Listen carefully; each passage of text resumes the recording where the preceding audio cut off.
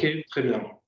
Donc, bonjour à tous, je suis Karim Jafour, conseiller économie numérique à la CCI, Chambre de commerce et d'industrie à Alsace-Eurométropole. Et donc, je vais animer ce webinaire, hein, le dernier de notre série, de notre semaine, qui a été riche et intense en informations. Hein. J'espère que vous avez appris pas mal de choses, que vous avez pu assister à tous les webinaires. Moi, mon sujet aujourd'hui, ça va être les 11 erreurs à éviter sur les réseaux sociaux, ou bien, autrement dit, comment communiquer efficacement sur les réseaux sociaux. Voilà.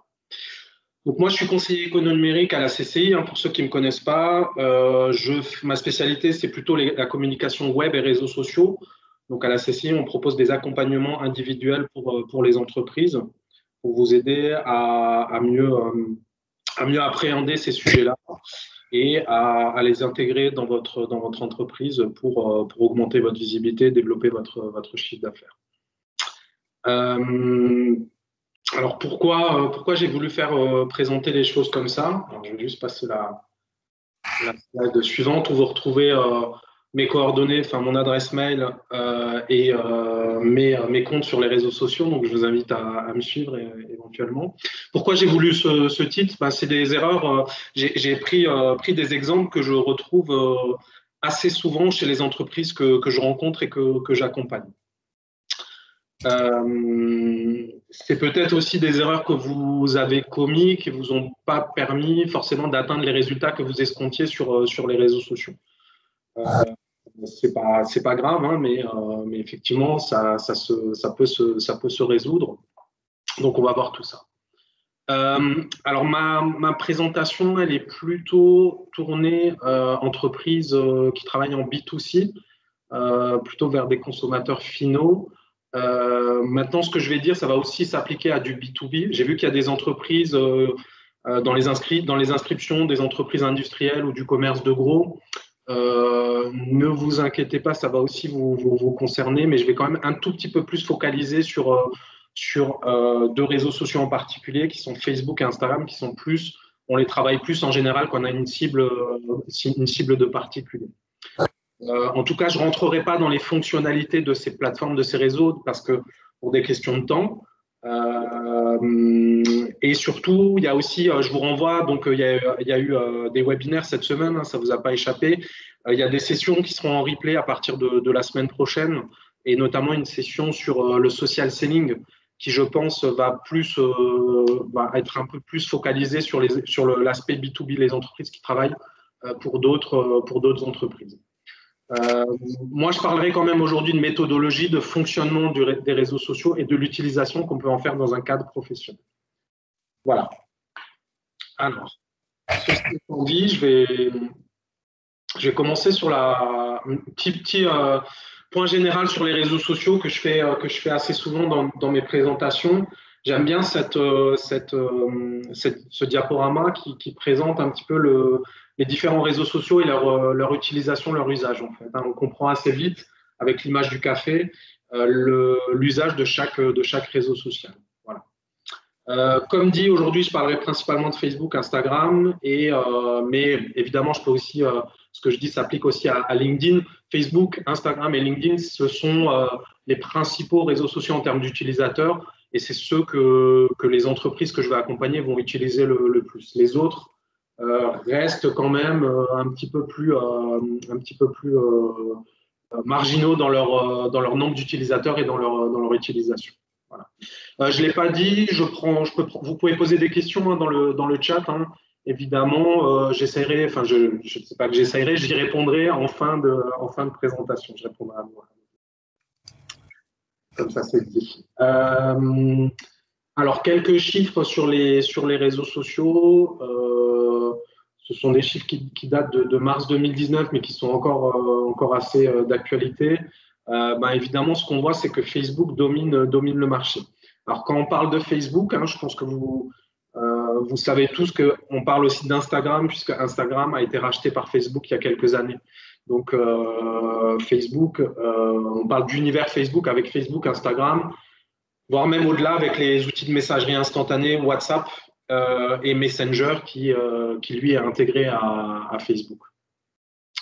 Donc, c'est vraiment Facebook qui domine le marché. Après, on va parler de LinkedIn, évidemment, pour des entreprises qui cibleraient d'autres entreprises. LinkedIn est le réseau social de référence pour les professionnels, avec 6,8 millions d'utilisateurs en France. Et très utilisé notamment dans le monde anglo-saxon, hein, LinkedIn. Et voilà, il suit un petit peu l'évolution des réseaux sociaux grand public, hein, comme Facebook. Hein. Il a repris les codes ces dernières années de Facebook. Mais effectivement, il est très intéressant si on a une cible professionnelle, notamment cadre dirigeant d'entreprise, cadre dirigeant et profession libérale également. Donc voilà, ça c'était quelques notions sur les réseaux sociaux. Alors la première, pour moi, les erreurs à éviter, il y en a 11, hein, ne vous inquiétez pas, ça va vraiment pas être très lourd, hein, je vais essayer de vous donner des exemples assez pratiques. La première pour moi, c'est de mal paramétrer sa page. La page sur les réseaux sociaux, c'est la première ou la deuxième image de votre entreprise. Alors on dit souvent c'est la première image. Moi, je dirais plutôt que c'est la deuxième. Pourquoi? Parce qu'on va souvent arriver à de l'information d'entreprise par une publication. Parce qu'un de nos amis, une personne de notre réseau a partagé la publication. Donc, c'est souvent par la publication qu'on a la première, je dirais, le premier contact avec l'entreprise. Ensuite, on va aller voir, tiens, ça m'intéresse, je vais aller voir sa page ou son profil. Okay. D'ailleurs, on va plutôt parler, alors, justement en termes de vocabulaire, on va plutôt parler de page pour une entreprise et de profil pour un profil personnel. Okay. Donc déjà, première chose, quand j'ai dit ça, c'est qu'en tant qu'entreprise, communiquer sur une page, créer une page pour communiquer. Je vois encore des entreprises, j'étais il y a quelques semaines dans un hôtel-restaurant en Alsace, je ne citerai pas où, mais qui communiquait avec un profil personnel. Donc ça, et une page d'ailleurs, il avait les deux. Donc ça pose plusieurs problèmes. Le premier, c'est que les abonnés ou les amis, quand on est un profil, quand on est ami avec un profil, ça dilue l'audience quelque part. Il y a un profil et une page. Ensuite, c'est très mal vu par Facebook ou par les réseaux sociaux de manière générale. Hein. LinkedIn, c'est à peu près la même chose. Quand vous avez une entreprise, vous devez créer une page entreprise pour communiquer et ne pas communiquer sur un profil. Il y a même des personnes qui se font dont le profil se fait supprimer par les plateformes parce qu'elles n'ont pas utilisé la page. Et puis la page, ça a d'autres avantages. Ça a un avantage de vous donner accès à des statistiques sur votre audience. Et ça a l'avantage aussi de pouvoir créer des publicités, ce qui n'est pas possible avec un profil. Okay. Alors, sur Facebook, mais c'est à peu près la même chose sur les autres réseaux sociaux, c'est les éléments, je vous laisse les découvrir, hein, le nom d'utilisateur, à bien paramétrer le logo, donc la photo de profil qui est en général pour une entreprise le logo, la photo de couverture aux bonnes dimensions, comprendre rapidement ce que fait l'entreprise, l'activité de l'entreprise ou sa valeur ajoutée, les coordonnées, le lien vers les sites web et les autres réseaux sociaux. C'est des choses assez classiques, mais je vous invite là, à l'issue du webinaire, de voir si vous êtes bien à jour de tout ça. Voilà ce que ça peut donner sur Facebook, un petit exemple. Hein, les commis, on voit rapidement que c'est ce qu'ils font en un coup d'œil, grâce à leur photo de couverture, on voit qu'ils proposent des paniers pour les particuliers. Ça, c'est l'exemple Instagram. Alors, Instagram a ses propres codes, a ses propres spécificités. Ce qui va être important sur Instagram, c'est la bio. Donc, c'est ce que vous voyez... c'est ce que vous voyez là ici, justement, sous site de référence. Vous avez la bio, c'est quelques lignes qui doivent être percutantes et qui doivent décrire votre activité. Okay. Après, il y a une petite subtilité aussi, je le dis pour ceux qui sont présents sur Instagram ou qui souhaitent se développer dans la bio, enfin dans le profil, on ne peut insérer qu'un lien en général vers son site web. mais on pourrait avoir des liens vers ces autres comptes réseaux sociaux, je sais pas, vers un annuaire quelconque, etc. Donc, il y a des petits outils qui existent aussi pour vous permettre. Il y en a un que je connais, par exemple, qui s'appelle Linktree, qui vous permet d'avoir une petite liste de liens. Donc, en fait, vous insérez dans la bio un seul lien et ensuite, vous renvoyez les personnes vers une liste d'autres liens, contenant plusieurs liens. D'ailleurs, je crois qu'il n'y a pas de limite, hein, vous pouvez mettre autant de liens que vous voulez. Ça permet vraiment d'orienter les personnes vers différents espaces de votre entreprise. Voilà. Ensuite, alors, sur Instagram, c'est particulier, vous avez ce qu'on appelle le feed. Donc, c'est quand vous arrivez sur le profil, la page d'une entreprise, vous avez la grille, le feed ou la grille. Donc, c'est l'ensemble des publications que vous voyez en un coup d'œil. Alors, pas l'ensemble, hein. Effectivement, c'est quand même les dernières, mais ça, c'est assez spécifique à Instagram. Vous avez une vue assez rapide des dernières publications. Et je trouvais que cet exemple, il était intéressant. Je voulais vous le montrer. C'est une entreprise qui est locale, hein, qui est un producteur de chanvre en Alsace. Et je trouve qu'en fait, en un coup d'œil, on arrive à voir à peu près ce qu'ils peuvent proposer. Donc, ils font plusieurs utilisations du chanvre, hein, cosmétiques, graines pour l'alimentation, huile, etc., etc. Et en fait, en un clin d'œil, en un coup d'œil, on voit rapidement ce qu'ils peuvent proposer. Donc ça, c'est une chose aussi qu'on peut travailler sur Instagram, c'est ce qu'on appelle soigner son feed. Okay. Ensuite, alors après, des petits éléments aussi sur le paramétrage. Il y a des choses qui vont concerner plutôt le back-office, donc l'administration, donc des éléments qui ne seront pas visibles par les abonnés ou par vos visiteurs. Ça va être, par exemple, travailler à plusieurs. Vous avez la possibilité d'attribuer des rôles sur une page Facebook, par exemple. Donc, d'administrer de cette page à plusieurs. Donc, ça se passe dans l'espace d'administration. Et après, si on parle de Facebook, on a la possibilité aussi de connecter ces pages Facebook et Instagram. Comme je vous ai dit, c'est le même groupe. Et en fait, il y a des liens entre les deux. Hein. Et donc, ça se fait aussi dans l'espace d'administration. Okay. Voilà. Ça, c'était sur la partie paramétrage. Ensuite, une chose qui est importante pour moi, c'est une erreur qui est souvent faite, c'est de publier pour publier et ne pas apporter de valeur, en fait. Vraiment, quelque chose que vous devez retenir, c'est que vos contenus doivent apporter quelque chose à votre audience. Ça peut être informatif. Pardon. Ça peut être informatif, ça doit être informatif en règle générale. Donc, j'ai repris l'exemple de cette entreprise, ma producteur de chanvre, qui fait un petit comparatif du chanvre et du maïs. Vous voyez, c'est vraiment un contenu informationnel. On apprend quelque chose à l'issue de la lecture de cette publication. Vous voyez, j'ai d'autres exemples. Hein. J'ai pas que le chanvre. Hein. J'aurai d'autres exemples. Je vous rassure tout de suite. Ça doit répondre à une problématique de vos prospects ou de votre communauté. C'est ce qui va faire que ça va générer de l'interaction finalement. L'interaction ou l'engagement, ça va être le j'aime, le like, le partage, les commentaires ou les clics éventuels sur une publication. C'est ça qu'il faut rechercher absolument sur les réseaux sociaux. Voilà un autre exemple de contenu informatif. Par exemple, une vidéo. Donc ça aussi, hein, j'en parlerai plus tard, mais effectivement, la vidéo, c'est quelque chose qui est assez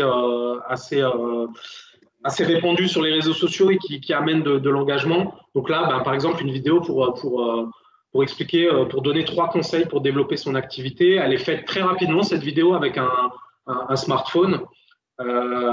Et elle dure quelques secondes. Hein, je n'ai plus en tête, mais ça doit être une quinzaine de secondes. C'est très rapide, un peu en mode spontané. J'ai appris quelque chose à l'issue de cette publication. Okay. Troisième erreur que je vois de temps en temps, c'est qu'on a tendance à se prendre trop au sérieux.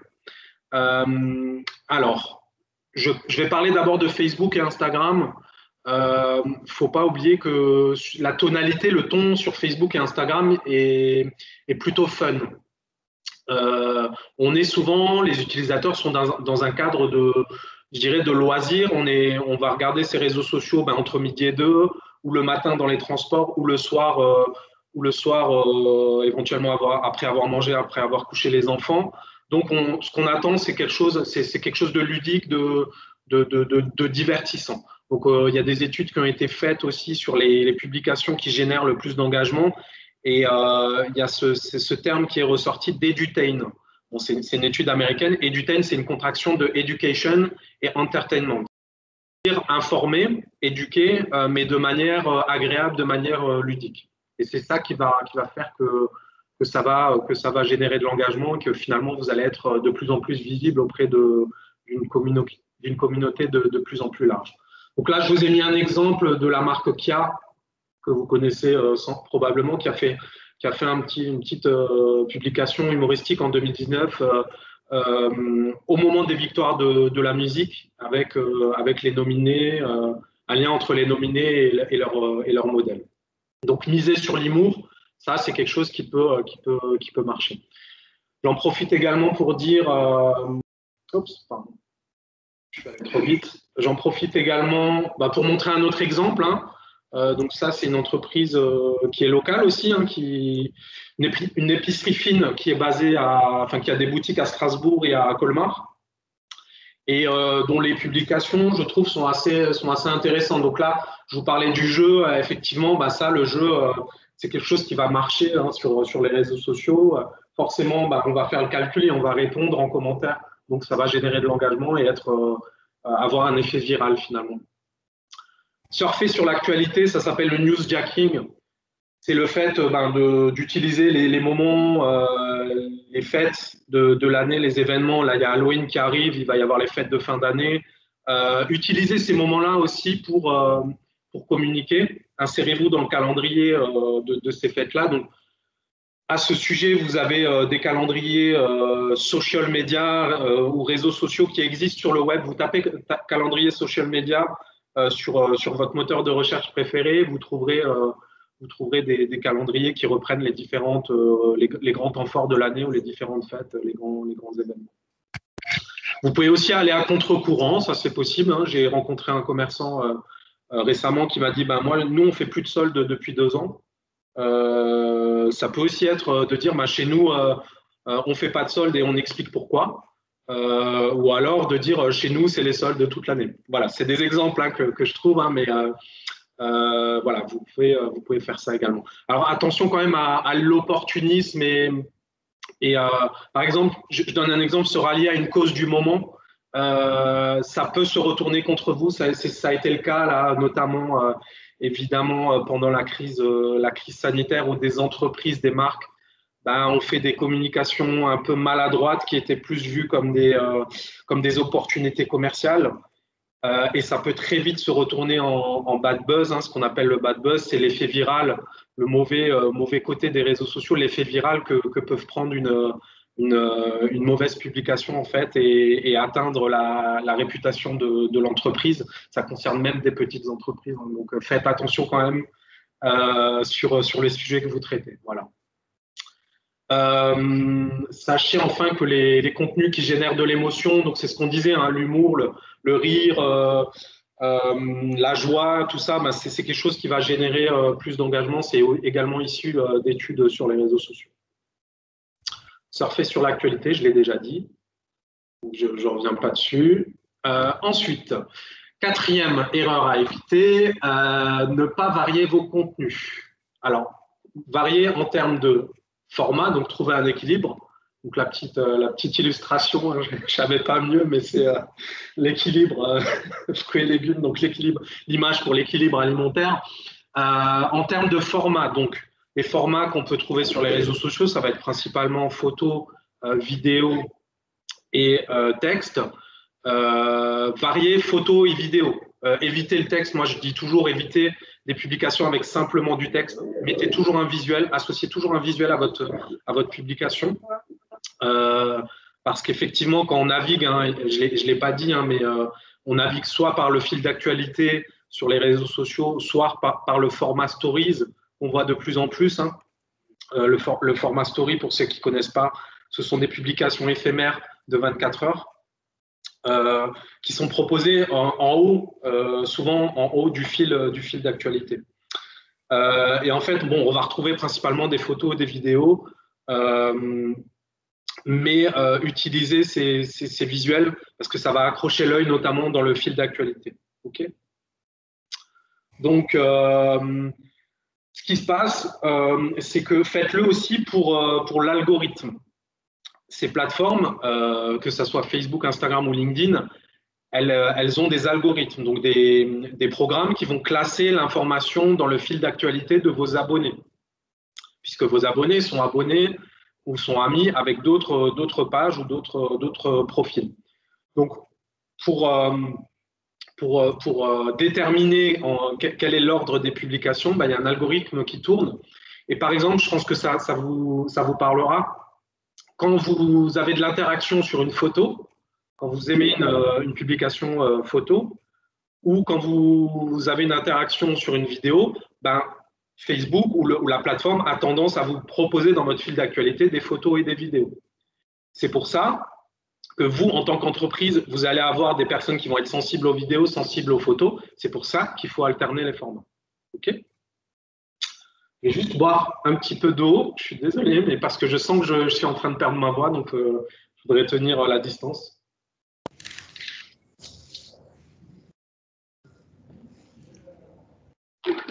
Voilà. Et puis, varier vos contenus en termes de messages. Alors là, je fais une petite parenthèse, mais qui est quand même importante sur ce qu'on appelle le tunnel de conversion, qui est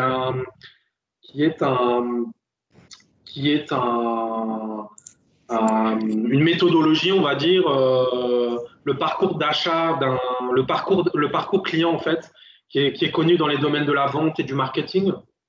On peut l'appliquer aux réseaux sociaux en fait, c'est-à-dire que votre audience, vous allez avoir plusieurs personnes qui vont être à différentes phases du parcours d'achat.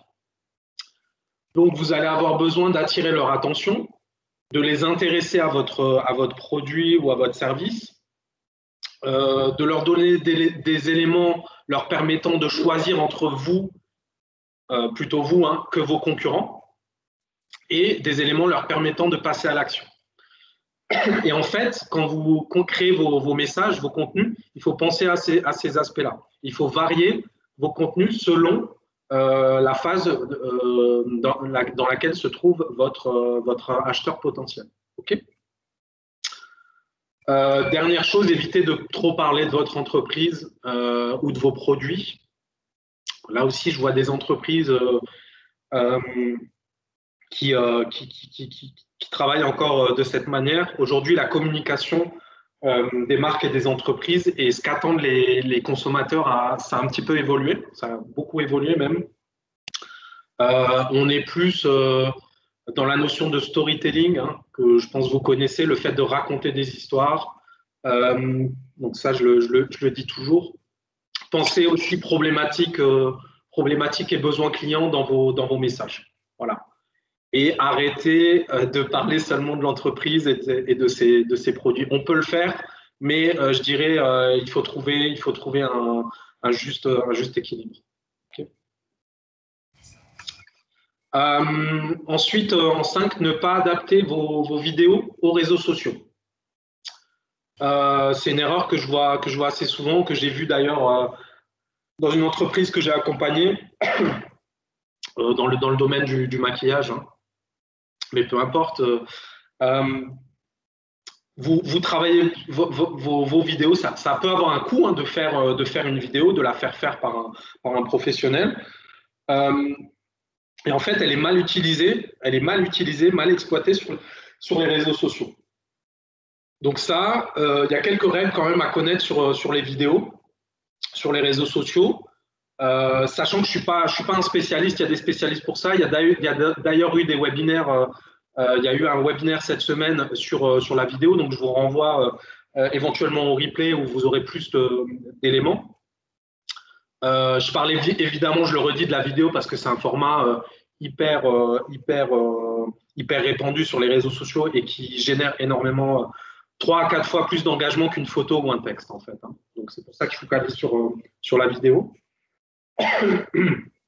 Et donc, format vertical, privilégier le format vertical. Ben, pourquoi? Parce qu'aujourd'hui, on est beaucoup sur notre mobile. Hein. Voilà, on navigue beaucoup sur smartphone. Des vidéos natives. Alors, est-ce que ça, je ne sais pas si ça vous parle, mais les vidéos natives, ce sont des vidéos qui sont chargées ou qui sont prises avec le téléphone directement et chargées directement dans la plateforme, dans le réseau social. Éviter les liens vers les plateformes type YouTube, Dailymotion et autres plateformes. Parce que ça, c'est quelque chose qui est pénalisé par les plateformes, le fait que vous mettiez des liens externes. Okay. Une durée plutôt courte. Donc, quand on parle de cours sur les réseaux sociaux, c'est environ 1 minute. Et encore, ça a tendance à se réduire. Donc, vraiment des durées plutôt courtes, des messages assez impactants. Voilà, privilégier le montage, les transitions pour avoir un aspect professionnel. Mettez de l'habillage, des intros, du texte, des sous-titres. Alors, n'oubliez pas aussi, oui, qu'on peut regarder des vidéos dans le contexte professionnel aussi ou dans les transports et on ne va pas forcément activer le son. Donc, ça peut être intéressant aussi de proposer des sous-titres dans vos vidéos. Et la dernière chose, c'est un appel à action. Quand vous faites une vidéo, ça peut vous coûter de l'argent, vous investissez du temps.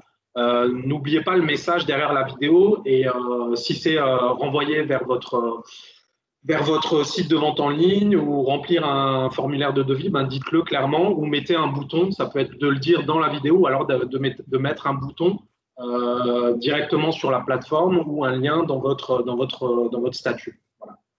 N'oubliez pas l'appel à action.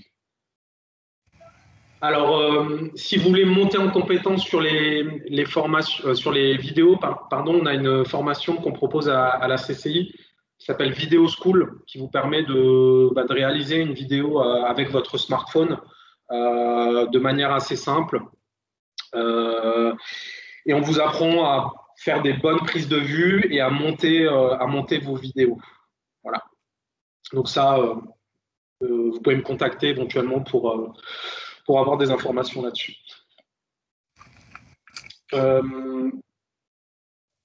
Juste une chose qui me vient en tête, le format Stories dont je vous ai parlé, il a été introduit sur LinkedIn il y a à peu près 1 mois. Donc voilà, juste pour la petite info. C'est un format je pense qu'on va voir pour un petit moment sur les réseaux sociaux et maintenant il touche également LinkedIn. Alors il y a eu beaucoup de discussions, là je ne sais pas, vous pourrez éventuellement réagir dans le chat, ce que vous en pensez sur l'intérêt de faire des stories sur LinkedIn, parce qu'il y a pas mal de professionnels ou d'entreprises qui sont un peu sceptiques sur l'utilisation de cette nouvelle, je dirais, de ce nouveau format, de cette nouvelle fonctionnalité. Moi, je pense que c'est super, ça peut être très intéressant si c'est bien utilisé, justement dans cette notion de storytelling dans l'entreprise. Voilà. Ensuite, 6e erreur à éviter, on arrive à mi-parcours, faire l'impasse sur le suivi de vos publications. En gros, c'est j'ai publié, c'est terminé, j'ai fait mon boulot. Non, ça ne se passe pas comme ça en fait. En fait, vos publications, je vous le souhaite, elles vont générer de l'interaction, des commentaires, des likes, des partages.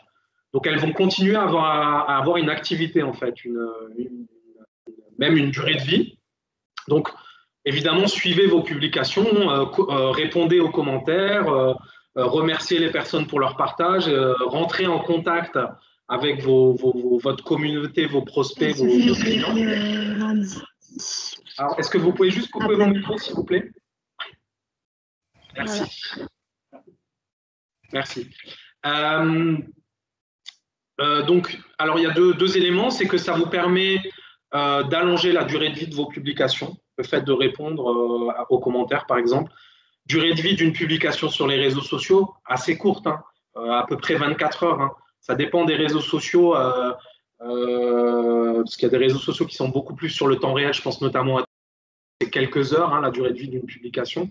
Quand je dis durée de vie d'une publication, c'est le fait qu'elle soit visible dans le fil d'actualité de vos abonnés je dirais, qu'elle soit bien visible dans les, je dirais, en tête de liste, par exemple. Donc voilà. Le fait d'avoir une interaction sur vos publications, ça va vous permettre d'allonger la durée de vie de vos publications et puis ça vous permet de rentrer en dialogue aussi avec votre communauté, d'avoir éventuellement des retours clients, ça arrive, hein, et de mieux connaître leurs attentes. Après, on peut aussi avoir un suivi dans ces publications. Là, j'entends créer des séries, créer des fameuses histoires ou des séries qui aient une suite à vos publications. Ça permet aussi voilà, de faire un suivi. En termes de suivi, je dirais ensuite, il y a l'aspect statistique.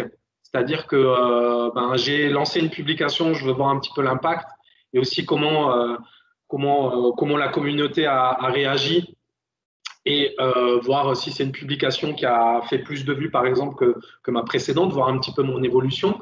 Vous avez des statistiques hein, sur la plupart des réseaux sociaux, notamment sur Facebook, Instagram. Vous avez l'outil, une application qui s'appelle Facebook Business Suite, anciennement gestionnaire de page. Donc, ils l'ont renommé Facebook Business Suite il y a un mois à peu près. Vous pouvez la télécharger et gérer votre page directement sur votre mobile. Donc, je vous conseille de faire ça. Et effectivement, à cet endroit-là, vous avez accès à des statistiques sur votre page. OK. Les indicateurs, je vous conseille aussi de mettre en place des indicateurs. Les indicateurs qu'on va regarder le plus souvent, ça va être la portée, donc le nombre de vues d'une publication. Ça va être le taux d'engagement sur une publication, les likes, les partages, les commentaires, les clics. Le taux de clic, voire le taux de conversion. C'est-à-dire qu'aujourd'hui, avec le digital, on est capable de dire telle publication m'a généré X ventes sur ma boutique en ligne ou a fait venir tant et tant de clients en boutique. C'est pas toujours aussi, on n'arrive pas toujours à le faire aussi finement, mais en tout cas, on peut se donner les moyens de mettre des indicateurs en place et des marqueurs. Alors, sans rentrer trop dans la technique, mais il y a un outil qui s'appelle le Pixel Facebook que vous pouvez mettre en place. C'est un petit morceau de code que vous mettez en place sur votre site web et qui vous permet de faire un suivi de l'impact généré par votre activité sur les réseaux sociaux, notamment les publications et la publicité. Voilà. Donc ça, c'est pour la notion de statistique et de suivi de la performance. Donc on peut faire du suivi par publication et sur la page de manière globale, par exemple, voir l'évolution du nombre d'abonnés sur une semaine ou sur un mois, par exemple. Septième erreur à éviter, alors que je vois assez régulièrement aussi, c'est de ne pas avoir de régularité dans les publications. Ce qu'il faut, c'est vraiment essayer de se tenir à un calendrier éditorial. Alors, sur la fréquence, j'ai souvent la question qui m'est posée, à quelle fréquence je dois publier. Je n'ai pas vraiment de réponse toute faite parce que ça va vraiment dépendre de votre activité, de l'engagement un petit peu de votre audience, oui, de votre secteur d'activité, de l'actualité aussi autour de votre secteur d'activité. Mais c'est quelque chose, en tout cas, qui va avoir un impact. Là, je vous ai mis une petite diapositive sur l'algorithme de Facebook. Ça marche à peu près de la même manière sur Instagram et sur LinkedIn. Et je vous ai entouré en rouge ici sur la diapo une indication sur le fait que la régularité de votre animation et l'engagement de vos femmes est primordial pour Facebook et contribue à augmenter ou diminuer la portée de vos posts. Donc, la portée, c'est le nombre de vues. Donc, c'est effectivement quelque chose qui va avoir un impact aussi sur l'algorithme, le fait que vous ayez une fréquence de publication régulière. Donc, ça dépend, ça peut être 1 fois par semaine, 2 à 3 fois par semaine, voire plus pour des entreprises qui auraient une actualité assez riche. Voilà. Cette diapositive, elle est super intéressante, hein, c'est le fonctionnement de l'algorithme. voilà, on y apprend qu'en fait, votre publication, ça je le rappelle aussi, pour ceux qui ne seraient pas au courant, quand vous faites une publication, elle est d'abord montrée à 1% de vos fans ou de vos abonnés. C'est très peu. Hein. Et c'est seulement si elle génère de l'engagement, toujours l'engagement, je le répète, mais c'est si elle génère de l'engagement qu'elle va être montrée au-delà. Okay. Donc, ce qu'il faut chercher, c'est vraiment l'engagement. Et en plus, il faut le chercher rapidement. Il faut qu'elle génère de l'engagement dans les premières heures de sa publication. Okay. Voilà, je dis souvent, mettre en place une stratégie sur les réseaux sociaux, ça se fait sur le moyen long terme. Hein. Je suis désolé, je vais encore boire un petit peu.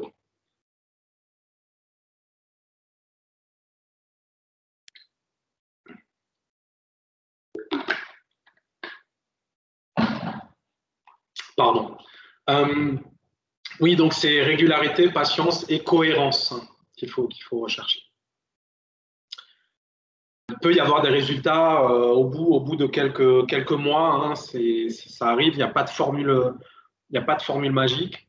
Il y a des publications qui peuvent marcher en fait et on ne sait pas trop pourquoi. Ça arrive. Hein, faut vraiment tester le message, la publication, l'heure. Il y a plein de facteurs qui peuvent rentrer en compte, mais il faut vraiment tester. Et il y a la possibilité évidemment de se faire accompagner, notamment par la CCI. On peut vous aider, mais ça j'en reparlerai un peu plus tard. Huitième erreur, négliger les autres et pages. Les autres de manière générale, mais en particulier les pages. C'est-à-dire qu'en tant que page, vous avez la possibilité d'interagir. Donc de commenter, de liker, de partager des publications d'autres pages. Ça permet de montrer que vous êtes actif, que vous êtes expert dans votre domaine et ça permet d'augmenter votre visibilité. Pourquoi? Ça se comprend assez facilement quand vous commentez la publication d'une autre entreprise, d'un partenaire ou autre, ou d'un client, ça peut être un client aussi, les abonnés de la page du client ou du partenaire voient que vous avez commenté. Et par rebond, ils peuvent atterrir sur votre page. Okay. Et puis ensuite, j'en profite aussi pour dire que les réseaux sociaux sont des espaces de veille et d'écoute. La communication, pour bien communiquer, il faut savoir bien écouter dans un premier temps. Donc, c'est aussi un espace où vous pouvez faire de la veille sur vos concurrents, sur votre secteur d'activité, sur vos clients éventuellement. Et pour ça, il y a des outils. Alors là, je n'ai pas forcément le temps d'en parler, mais il y a des outils qui existent pour faire de la veille et surveiller ses concurrents, son secteur d'activité. Voilà, ça c'est la 9e erreur, c'est de faire de la publicité au mauvais moment. Alors, on pense souvent que la publicité, c'est une idée reçue que la publicité, c'est la formule magique, c'est la réponse ça va faire booster la visibilité de l'entreprise, ça va faire des etc. Moi, mon avis, par retour d'expérience, c'est que il faut déjà travailler sur son engagement de manière naturelle. C'est ce qu'on disait, c'est tout ce qu'on vient de voir avant, c'est-à-dire publier de manière régulière des contenus avec une valeur ajoutée, travailler sa stratégie en amont, ça on le verra un peu plus tard. Il faut d'abord faire tout ça pour, à mon avis, investir dans la publicité. La publicité, c'est de l'investissement, vous allez payer, vous allez chercher du retour sur investissement, ce qui est normal. Mais ça peut aussi quelque part vous desservir si vous n'avez pas d'activité régulière et cohérente sur votre page. Pourquoi? Parce qu'on peut faire de la publicité, par exemple, pour travailler sa notoriété ou gagner des fans, des abonnés. Et du coup, si vous gagnez des fans, des abonnés, c'est bien, vous avez rempli l'objectif de votre publicité, mais ces fans, ces abonnés, ils vont être en attente. Donc, il faudra les satisfaire par du contenu pertinent. Okay. Attention aussi au fait que quand on fait de la publicité, donc là, je vous ai mis des exemples de publicité sur les réseaux sociaux, sur Facebook, ça prend la forme. Enfin, on va vous proposer très rapidement, je pense que vous l'avez déjà vu, de booster votre publication. Donc, c'est bien cet aspect-là qui est la publicité. Déjà, on ne sait pas toujours que c'est de la publicité parce que on s'en rend pas forcément compte. C'est écrit en petit, sponsorisé. On le voit pas toujours forcément. Voilà, donc ça c'était juste pour préciser ça. Mais ce que je voulais dire, oui, c'est que attention quand vous faites de la publicité pour renvoyer vers votre site web, qui est en général l'espace où vous souhaitez renvoyer vos visiteurs, votre communauté, parce que c'est là que vous allez présenter votre offre, éventuellement vendre si vous avez de la vente en ligne, ou faire remplir un formulaire de devis, par exemple. Attention, tout d'abord, à avoir un site performant en termes d'ergonomie, en termes de navigation, en termes de processus de paiement s'il y a de la vente en ligne, ou en termes de conversion, tout simplement. Parce que, je le redis, vous allez investir sur les réseaux sociaux, mais si votre site n'est pas performant, bah, vous allez perdre une partie de votre investissement, parce que vous allez perdre des visiteurs. Okay. Et puis, un produit qui ne répond pas à une demande, ne se vendra pas. Il n'y a pas de recette magique. Ça, c'est les bases du marketing, mais il n'y a pas de recette magique avec la publicité, je le redis. Qu'on soit juste d'accord. Mais effectivement, la publicité, ça reste quand même un élément qui peut être super intéressant dans votre stratégie de présence sur les réseaux sociaux. Là, je vous ai mis un exemple de moi ce que je considère comme une bonne publicité. Alors, au niveau du message, bah, vous avez quelque chose d'un peu, sur un ton agréable. Voilà, vous avez le lien qui vous renvoie à la fiche produit. Le visuel, il est de haute qualité. Vous avez dans le visuel une identification du produit qui, là, en l'occurrence, est une bague. Donc, vous pouvez, si vous cliquez, en fait, vous avez la petite mention « Cliquez pour afficher les détails ». Vous allez être renvoyé vers la fiche produit dans la boutique de Facebook. Là, c'est sur Facebook ou Instagram, je ne sais plus exactement. Mais en tout cas, vous avez la possibilité de créer une boutique sur Facebook et sur Instagram. Et puis, troisième incitation, c'est qu'en bas de publication, vous avez de nouveau les produits affichés avec la petite fiche produit qui reprend le nom du produit et le tarif. Donc, troisième incitation, troisième appel à action. Donc ça, pour moi, c'est un exemple d'une bonne publicité. On peut aussi, pardon, je suis allé trop vite. On peut aussi faire des vidéos dans ces publicités, toujours avec penser à bien mettre en avant l'appel à action. 10e erreur, tout miser sur les réseaux sociaux. Quelque part, mettre tous ses œufs dans le même panier. Les réseaux sociaux sont une partie de votre stratégie de communication digitale. C'est un espace de présence en ligne, au même titre que les moteurs de recherche ou les places de marché. Moi, souvent, ce que je dis, c'est qu'aujourd'hui, il y a trois modes d'accès à l'information quand on veut acheter un produit ou se renseigner, un produit ou un service, ou se renseigner sur une entreprise. Ça va être les moteurs de recherche, les places de marché et les réseaux sociaux.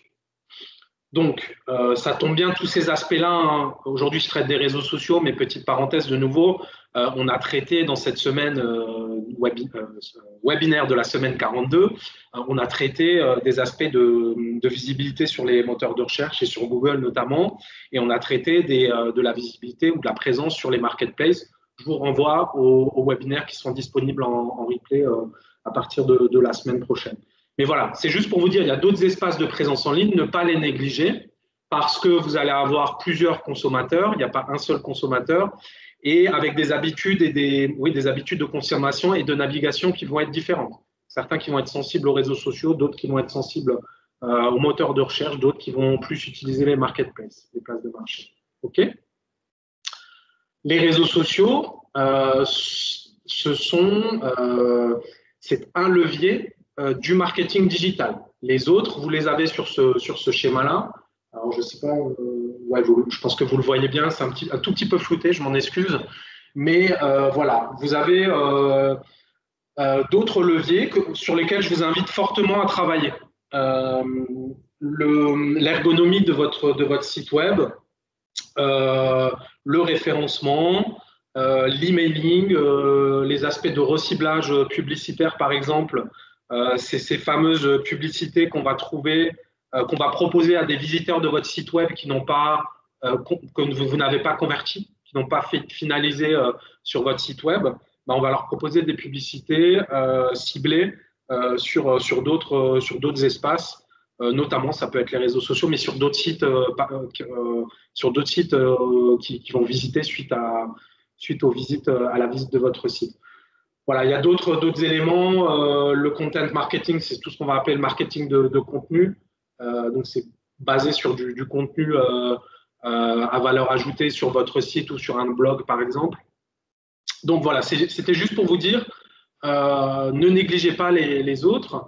Alors, à la CCI, justement, on peut vous proposer des diagnostics pour faire justement un petit un état des lieux de votre présence en ligne et de vos actions de marketing digital.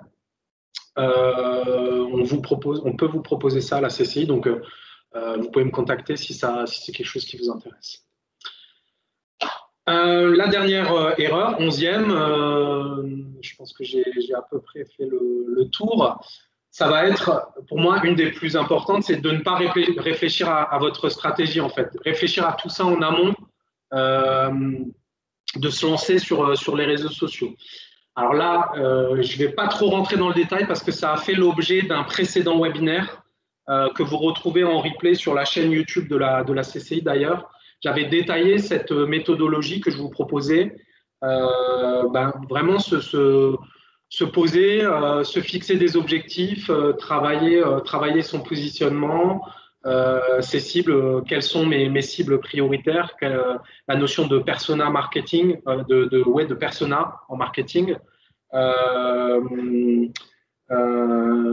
travailler son plan éditorial, sa ligne éditoriale, son calendrier éditorial, mettre en face de tout ça des ressources, que ce soit des ressources en termes de temps, en termes de budget éventuellement, se lancer quand même, donc lancer des actions, ne pas trop attendre. Je pense que vous êtes déjà présent, mais voilà, c'est important aussi de faire pour apprendre. Et ensuite, évaluer sa démarche, définir des indicateurs pour être de plus en plus pertinent et de plus en plus performant. Donc tout ça, je ne vais pas trop rentrer dans le détail, j'ai fait un webinaire là-dessus. Et puis, si vous voulez aller plus loin de manière individuelle, pareil, vous me contactez, on peut travailler sur votre cas spécifique au travers d'une prestation qu'on propose qui s'appelle Se lancer sur les réseaux sociaux. On va vous aider à réfléchir à tout ça avec un œil extérieur complètement neutre. Et une expertise aussi que j'ai développée au fur et à mesure des accompagnements que j'ai pu faire avec les entreprises. Et évidemment, on démarre par un audit de vos pratiques en termes de réseaux sociaux. Et on propose également un suivi. On peut proposer un suivi dans la durée avec un suivi mensuel, par exemple. Ça, c'est quelque chose qu'on peut proposer. Voilà, j'en ai fini. Je vous mets un petit récapitulatif de nos prestations, de nos différents services qu'on propose à la CCI. Je vous renvoie vers le site CCI Business Solutions, dont l'adresse web c'est business.alsace.cci.fr, si vous voulez avoir plus d'informations. Et je vous remets enfin mes coordonnées. Donc, vous m'envoyez un petit mail si vous voulez, si vous avez des questions, des remarques et si vous voulez éventuellement être accompagné. Voilà. Alors, je vais essayer de voir s'il y a des questions. On a quelques questions.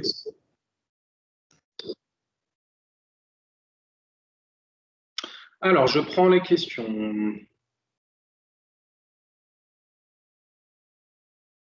Alors, est-ce que le format carré est adapté pour Facebook, par exemple, où il faut rester en 16/9e? Alors, je crois que le bon format, je ne suis pas un spécialiste, mais le bon format, c'est 9/16e, c'est-à-dire en vraiment format vertical. Ouais, c'est plutôt ça, le format qui est adapté pour Facebook, pour les autres réseaux sociaux d'ailleurs.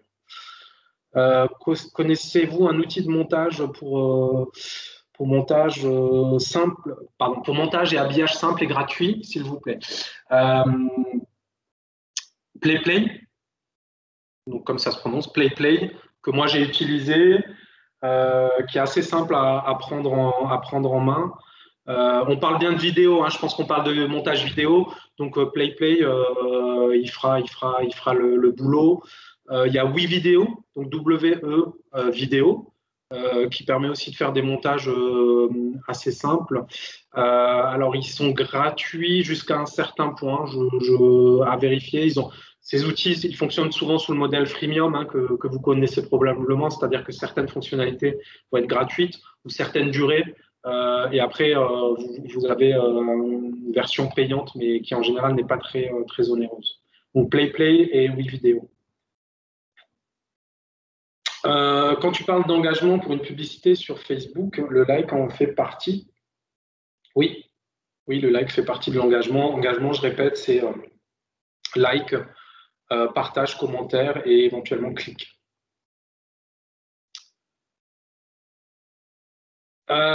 Bonjour, quel budget prévoir pour un community manager? Alors, c'est assez. Je ne peux pas vous répondre comme ça. Je suis prêt à ce qu'on se contacte, mais ça va être assez variable selon le temps à passer, le nombre de publications, le périmètre. Est-ce que c'est pour gérer un compte, enfin une page, 2 pages? Ça va être assez variable. Il faut vraiment qu'on échange là-dessus. On est aussi capable de vous orienter vers vers les bons interlocuteurs, les bons prestataires pour vous accompagner. Mais là, je ne peux pas répondre comme ça. Quand vous dites qu'il faut répondre aux commentaires, qu'en est-il lorsqu'il s'agit uniquement d'un tag? Effectivement, je n'ai pas parlé des tags. Donc, les tags, pour tout le monde, hein, pour que ça soit clair, c'est le fait de mentionner. Alors, on appelle ça aussi mention. C'est le petit arrobase qu'on utilise qui permet de mentionner une personne ou une page. Et en fait, la personne ou la page sera notifiée du fait qu'elle est mentionnée. Elle aura une notification. Oui, on peut évidemment interagir sur une mention. C'est même conseillé en échangeant avec la personne. Souvent, quand elle vous mentionne, c'est qu'elle souhaite vous interpeller. Donc oui, c'est un moyen pour elle de rentrer aussi en discussion avec elle. Donc évidemment, ne rejetez pas cette invitation et effectivement répondez aussi. Y a-t-il un webinaire sur le fonctionnement et l'organisation de Facebook? Pas pour le moment, mais on peut éventuellement le prévoir. Alors, ça me permet de dire aussi que les webinaires ne s'arrêtent pas à 15h. Là, hein.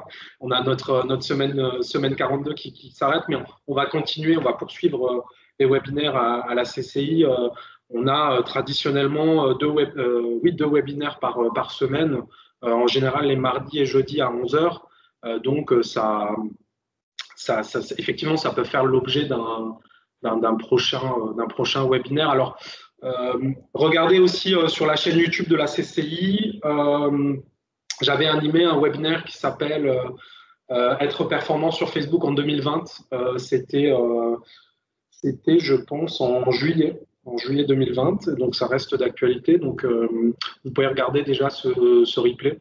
Mais effectivement, on en refera sûrement sur Facebook et les réseaux sociaux prochainement. Voilà.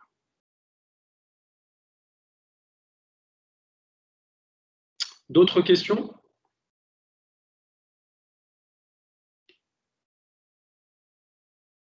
Ah, on a une réponse là qui nous a apporté pour Corinne, budget de community management environ 400-500 euros pour 6 publications par mois. C'est une idée de budget de par mon expérience. Ouais.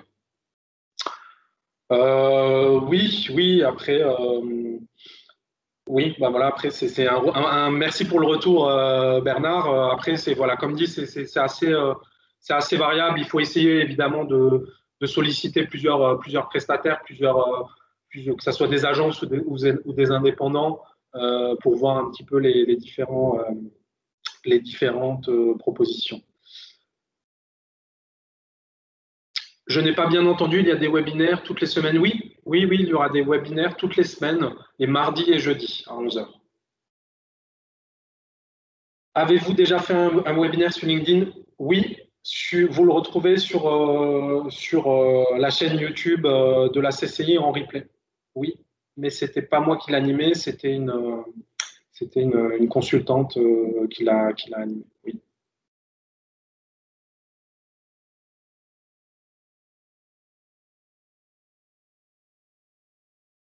D'autres questions?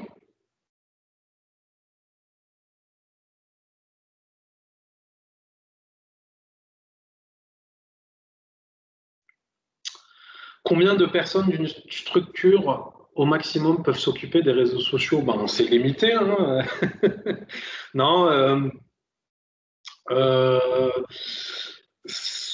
ça, disons, alors s'occuper des réseaux sociaux, il y a deux choses. Hein, c'est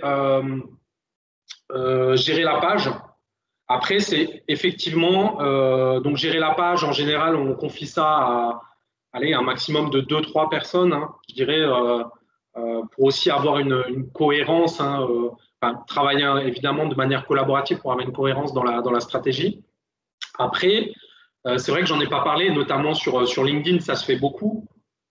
C'est d'inciter les salariés de l'entreprise à communiquer sur leur profil. Hein, et de repartager, par exemple, les publications des pages. Vous voyez? Donc, ça peut faire partie d'une stratégie d'entreprise qui voudrait impliquer ses collaborateurs. Et ça permet aussi, évidemment, de gagner en visibilité, puisque je dirais chaque personne a son réseau et qui peut être différent. Et donc, ça permet d'augmenter la visibilité des publications et de l'entreprise de manière générale. Voilà. Donc, il y a la notion de page, mais il y a la notion de profil, et effectivement, dont c'est vrai que j'ai pas forcément parlé de ça, mais on peut travailler aussi au niveau des profils des collaborateurs de l'entreprise.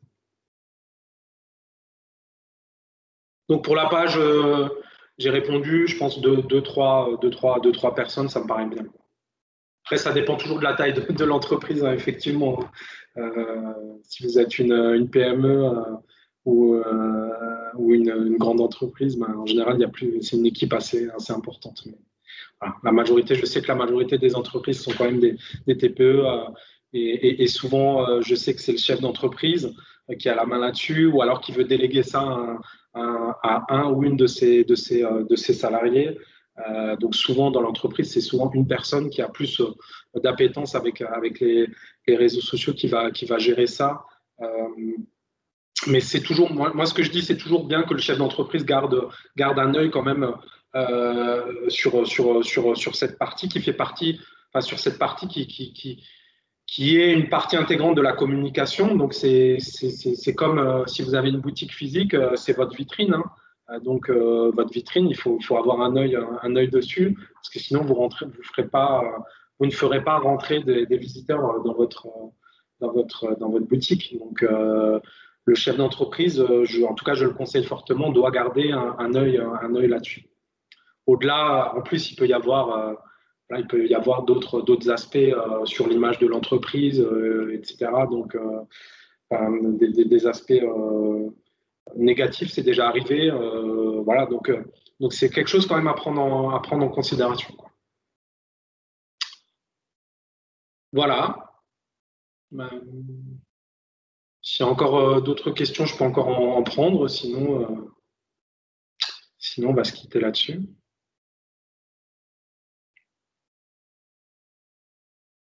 Merci à vous. Ben merci. J'avais l'honneur de conclure la semaine là, la semaine assez intense. Merci à vous et puis à bientôt et bon week-end qui se profile pour tous.